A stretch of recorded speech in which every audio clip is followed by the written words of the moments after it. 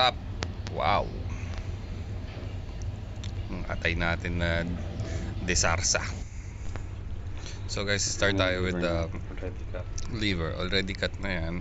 Washed, cut, and then nalagyan na natin siya ng yan, marination natin. Brine marination. Ito yung Pinoy sausawan na ginawa ko. Yan. Lagyan lang natin siya ng infused vinegar na yan. Yung Pinoy sausawan na nasa description link yung recipe rin yan kung gusto nyo. Or kung meron kayong sariling timpla, it's good also. And I have this soy sauce also infused with some spices.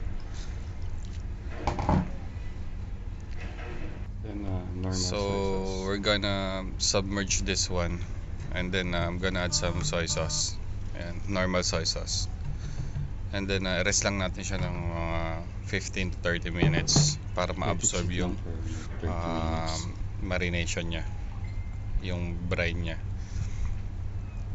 Sisiksik yan sa atay, mabilis mag-sumipsip ng lasa yung atay so pampawala na rin ng lansa yan. So yan na siya guys, so in 30 minutes, and we have our cut veg already.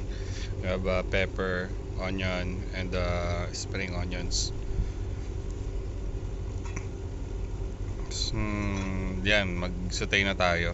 Mabilis lang to, itong recipe na to. So with oil already. So just put some oil. It's dried already. And yan na-strain na yung atay natin.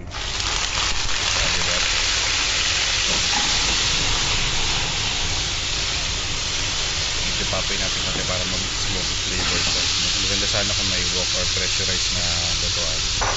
Mas magiging smoky yung flavor.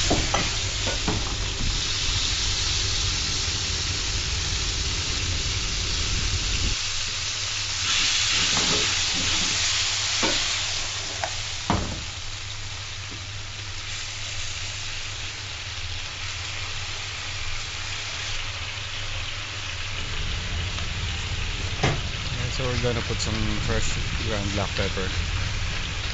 So I will not put any salt on this one because yung brine niya, yung marination is already with soy sauce. So soy sauce is a bit salty. So no need to put salt for this one. And our veg here.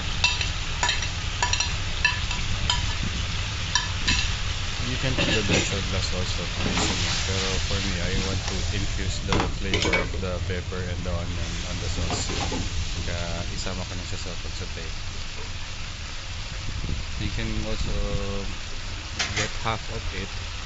Then lagay nyo rin pag nagluto na. So I have this chicken oil here.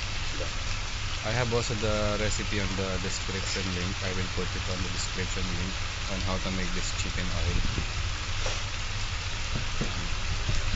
It adds also flavor and some color for the food.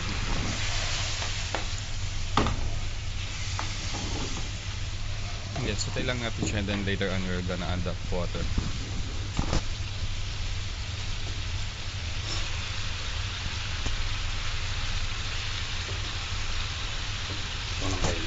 If you have fresh kidneys, some people eat it halfway done. Okay rin yun. But for me, I prefer it well done. Pero huwag yung sobrang luto kasi baka tumigas na yung kidney niya.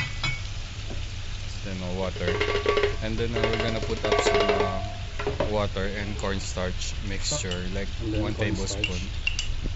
And To thicken up our sauce. slight lang. And huwag nyo itlagay yung biglaan. Dandahanin nyo siyang ilagay para makontrol nyo yung thickness niya. Kung nasobran sa thickness, lagay lang ng water. Pag kulang sa thickness, dagdag uli ng water cornstarch mixture natin. Huwag nyo ilagay yung adjust na lang salt for the cornstarch taste. mixture niya ng isang bagsak. If you have also grenadine or molasses, okay din yun, pang dagdag ng Like this sweetness. For it's okay. Or you can put up some honey or white sugar or brown sugar. It depends on you. If you want it spicy, just put some chilies. Okay din yun.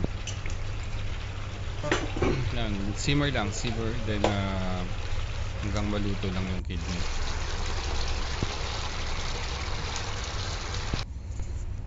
So these are finished product guys, yan. Very easy and super bilis. And napakasarap pa. So maiba naman yung atay recipe nyo. Subukan nyo na to. And it's worth it. Don't forget to subscribe guys. And just leave a comment pag nagawa nyo tong ulam na to. Ayos. Ciao, ciao, ciao.